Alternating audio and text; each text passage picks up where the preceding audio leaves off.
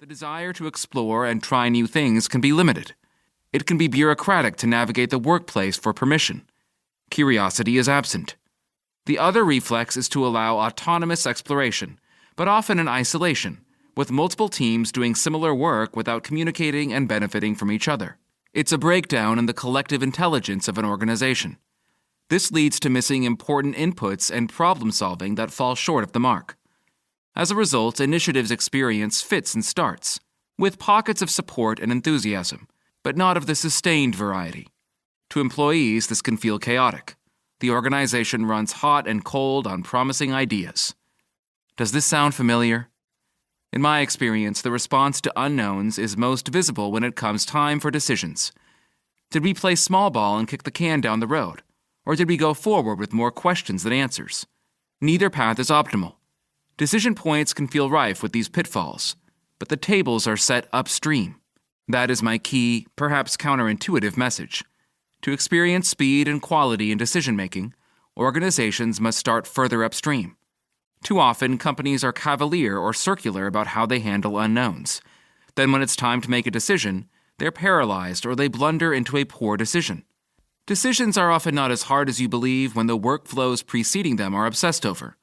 I dedicate an entire chapter to these workflows and spell them out in great detail, after having put them into practice within the C-suite of well-known companies.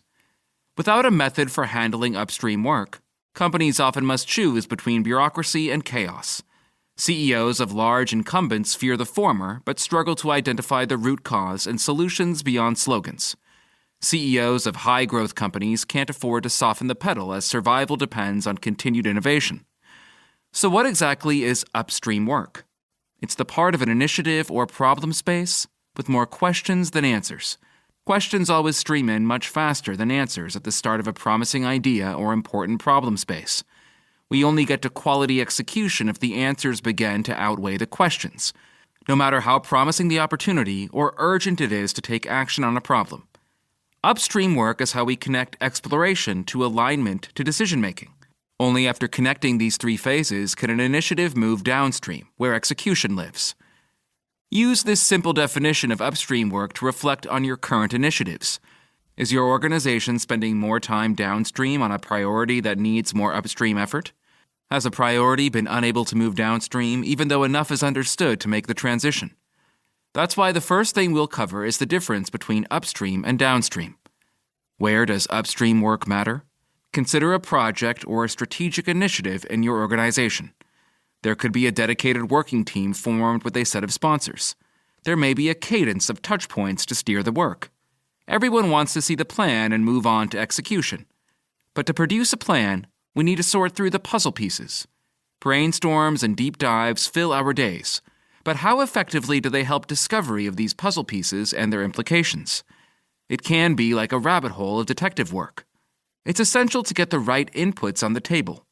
Only with the right inputs can we get to a point of drawing conclusions or recommendations. It's painful to reach a decision point for an initiative, only to realize the quality of the inputs leaves more to be desired. An obsession for the right inputs is one of the quickest ways I've found to create momentum around a promising idea. Otherwise, the enthusiasm can outweigh the substance, and that opens a wide ravine for skeptics to nip innovation in the bud. You'll hear about how some of today's most successful CEOs are input-obsessed. Operational problems can be just as vexing. A site or service is not working. Management wants it fixed, but it can be like a game of whack-a-mole. Ever wonder why? It could be a rush to execute a superficial fix. Meanwhile, the fact-finding mission to surface underlying factors is shortchanged. Upstream doesn't just relate to new spaces and products. It's important whenever there's a new kind of problem to confront.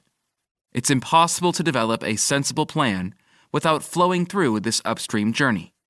But how well does this type of journey progress in your organization? Does it take weeks, months, even quarters? Probably. And is there a method to get this done? Can anyone describe how it's supposed to work? In most organizations, it's likely art more than science, and it varies considerably from project to project. What you'll learn in this book. Let's turn back to organizational reflexes when encountering uncertainty. There is a sweet spot between the two extremes. This way is better than either blank check autonomy